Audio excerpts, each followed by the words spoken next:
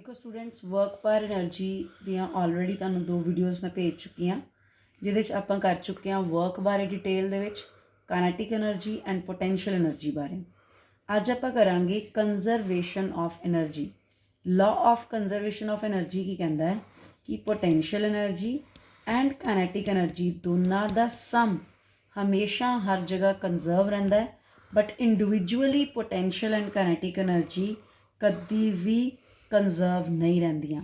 ਜਿੱਥੇ potential energy maximum ਹੈ ਉੱਥੇ ਕਾਈਨੈਟਿਕ એનર્ਜੀ ਮਿਨੀਮਮ ਹੁੰਦੀ ਹੈ, ਜਿੱਥੇ ਕਾਈਨੈਟਿਕ એનર્ਜੀ ਮਿਨੀਮਮ ਉੱਥੇ ਪੋਟੈਂਸ਼ੀਅਲ એનર્ਜੀ ਮੈਕਸੀਮਮ ਹੁੰਦੀ ਹੈ। ਸੋ ਆਪਾਂ ਇੱਕ ਐਗਜ਼ਾਮਪਲ ਲੈ ਕੇ ਇਸ ਚੀਜ਼ ਨੂੰ ਪ੍ਰੂਵ ਕਰ ਰਹੇ ਹਾਂ ਕਿ total energy is always conserved at each and every point. So ਅਗਰ ਆਪਾਂ ਇੱਕ ਆਬਜੈਕਟ ਨੂੰ ਫ੍ਰੀਲੀ ਫਾਲ ਕਰ ਲਈਏ ਦੈਨ ਮੈਂ ਲੈਟ ਕਰ ਲਿਆ ਕਿ ਇੱਕ ਏ ਪੁਆਇੰਟ ਹੈ ਜਿੱਥੋਂ ਆਪਾਂ ਇੱਕ ਆਬਜੈਕਟ ਨੂੰ ਫ੍ਰੀਲੀ ਫਾਲ ਕੀਤਾ। ਸੋ ਫ੍ਰੀਲੀ ਫਾਲ ਕਰਨ 'ਤੇ ਉਹਦੀ ਵੈਲੋਸਿਟੀ ਕਿੰਨੀ ਹੈ 0। ਉਹਨੇ ਟੋਟਲ ਗਰਾਊਂਡ ਤੱਕ h ਡਿਸਟੈਂਸ ਕਵਰ ਕੀਤਾ, ਠੀਕ ਹੈ। Suppose this is point A, this is point B and this is point C। ਜਦੋਂ A ਤੋਂ B ਪੁਆਇੰਟ ਤੱਕ ਪਹੁੰਚਿਆ ਉਹਨੇ x ਡਿਸਟੈਂਸ ਟਰੈਵਲ ਕੀਤਾ। ਸੋ ਟੋਟਲ hc ਸੋ ਇਹ ਹੋ ਗਿਆ h minus x। v velocity ਨਾਲ ਇੱਥੇ ਪਹੁੰਚ ਰਿਹਾ ਔਰ ਇਨੀਸ਼ੀਅਲੀ ਇੱਥੇ u ਸਪੀਡ ਹੈ। ਸੋ ਇਹ ਆਪਾਂ ਸਭ ਕੁਝ ਲੈਟ ਕਰ ਲਿਆ ਵੈਨ ਬੋਡੀ ਆਬਜੈਕਟਸ ਜਾਂ object freely false. So downward अगर कोई ऑब्जेक्ट आ रहा है then how can we prove the conservation of energy at each and every point? So सब तो पहले मैं लिया at point A. So point A is at the highest level. So दा मतलब इत्थे potential energy maximum है लेकिन kinetic energy minimum है. So kinetic energy is 0 और potential energy कितनी होएगी mgh. So total energy कितनी आ गई at the point A, that is mgh. ठीक है। ਹੁਣ ਆਪਾਂ ਕੈਲਕੂਲੇਟ ਕਰਾਂਗੇ B ਪੁਆਇੰਟ ਔਰ C ਪੁਆਇੰਟ ਦੇ ਉੱਪਰ ਕਿੰਨੀ ਟੋਟਲ એનર્ਜੀ ਹੈ।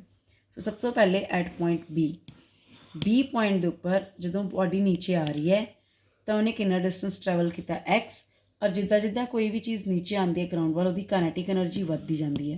ਸੋ ਕਾਈਨੈਟਿਕ એનર્ਜੀ ਕਿੰਨੀ ਲੱਗ ਰਹੀ ਹੈ ਹਾਫ mv² ਔਰ ਸਾਨੂੰ ਪਤਾ ਹੈ v² minus u² is equal to 2as। ਠੀਕ ਹੈ ਜੀ। ਔਰ ਮੈਂ ਲੈਟ ਕਰ ਲਿਆ ਕਿ ਇਹਦੀ ਇਨੀਸ਼ੀਅਲ ਸਪੀਡ ਆਪਾਂ ਕਿਹਾ ਫ੍ਰੀਲੀ ਫਾਲ ਹੈ ਸੋ 0, ਦਿਸ ਇਜ਼ 2, ਐਕਸੇਲੇਸ਼ਨ ਇੱਥੇ g ਦੇ ਬਰਾਬਰ ਹੈ ਔਰ ਕਿੰਨਾ ਡਿਸਟੈਂਸ ਟਰੈਵਲ ਕਰ ਰਿਹਾ ਉਹ x। ਸੋ ਇਸ v² ਦੀ ਵੈਲਿਊ ਇਸ ਕਾਈਨੈਟਿਕ એનર્ਜੀ ਦੀ ਇਕੁਏਸ਼ਨ 'ਚ ਪੁੱਟ ਕਰ ਦਿਓ। We get half m 2gx, 2 ਨਾਲ 2 ਕੱਟਿਆ ਗਿਆ।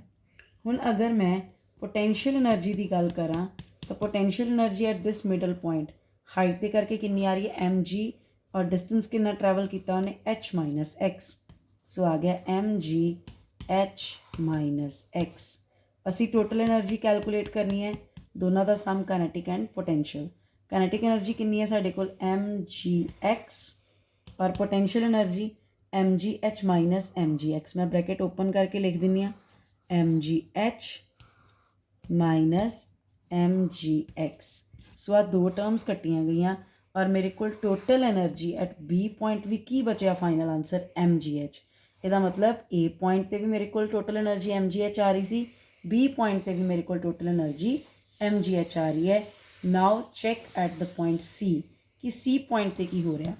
ਹੁਣ C पॉइंट के उपर एक ग्राउंड पर है तो potential energy minimum that is 0। Kinetic energy again half mv² again v² minus u² is equal to 2as। ठीक है। और फाइनली साढ़े कोल जी स्पीड है आप लैट की है u। ठीक है जी। और finally speed at this point is 0। So 2 acceleration is minus g और डिस्टेंस कितना ट्रैवल कर रहा हो इतों हाईएस्ट पॉइंट तक h। ठीक है जी एट पॉइंट C। सो v² आ गया साढ़े कोल इनीशियल स्पीड आप 0 लैट की हुई है। सो v² आ गया साढ़े कोल 2gh जो तुसी इत्थे पुट कर दोगे। सो काइनेटिक एनर्जी आ गई मेरे को हाफ m इंटू 2gh, 2 नाल 2 कट्टिया गया सो आ गई mgh।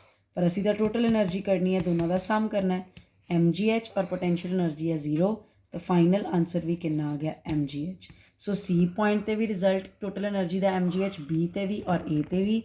सो इत्थों प्रूफ होंदा है कि total energy is always कंजर्वड at each and every point.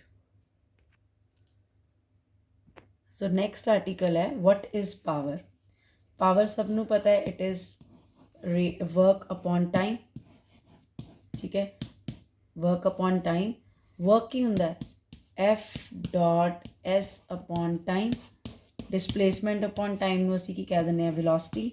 So power ਦਾ ਇੱਕ ਨਵਾਂ ਫਾਰਮੂਲਾ ਨਿਕਲ ਕੇ ਆਇਆ, force into dot product of force and velocity. ਇਹਦੇ SI ਯੂਨਿਟਸ ਹੁੰਦੇ ਆ ਵਾਟ, ਇਹ ਵੀ ਯਾਦ ਰੱਖਣਾ ਹੈ, ਠੀਕ ਹੈ ਜੀ। Next the last topic of this chapter is collision. So power ਦਾ ਇੰਨਾ ਤੁਸੀਂ ਯਾਦ ਰੱਖਣੀ ਹੈ ਇਨਫੋਰਮੇਸ਼ਨ, ਇੱਥੇ ਨੂਮੈਰੀਕਲ ਵਗੈਰਾ ਪੁੱਛਿਆ ਜਾ ਸਕਦਾ ਹੈ। So last topic of this chapter is collisions. Collision सब ਨੂੰ पता है टकराना, ठीक है। सो सिंपली दो चीज़ों की फिजिकली आपस ਦੇ ਵਿੱਚ टक्कर, that is called collision. Collision बहुत तरह की है, but basically it is divided into two, elastic collisions and inelastic collisions. Elastic collisions किहड़े हुंदे है, दो या दो तो ज़्यादा ऑब्जेक्ट्स, मान लो मैं दो ऑब्जेक्ट्स की एग्जांपल ले लैनी कि एक बॉल है वो U1 स्पीड नाल जा रही है, एक बॉल है वो U2 स्पीड नाल जा रही है, दोनों आपस में टकराइयां। टक्कर होने तो बाद उन्हां दी total energy, kinetic energy, momentum, each and everything is कंजर्वड। मीनस process होने तो पहले तो प्रोसैस होने तो बाद total energy, kinetic energy, momentum सब कंजर्व है। This type of collision is called elastic collision. लेकिन अगर total energy, kinetic energy, momentum सब कुछ कंजर्व है, लेकिन काइनेटिक एनर्जी अगर कंजर्व ना बचे, it is not conserved, momentum is conserved, total energy is conserved, but kinetic energy is not conserve, तो उस तरह की कोलिजन को असीं कहने आ इन इलास्टिक कोलिजन। सो जिस collision each and everything is conserved, that is called elastic collision. जिहदे विच सिर्फ और सिर्फ kinetic energy is not conserved, बाकी सब कुछ कंजर्व्ड है, that is called inelastic collision. And the most important article of this chapter is elastic collision in one dimension, जो कि आपां नैक्सट वीडियो दे विच करांगे। Elastic collision in one dimension and then inelastic collision in one dimension, और ये chapter हो जाएगा ख़त्म। Thank you.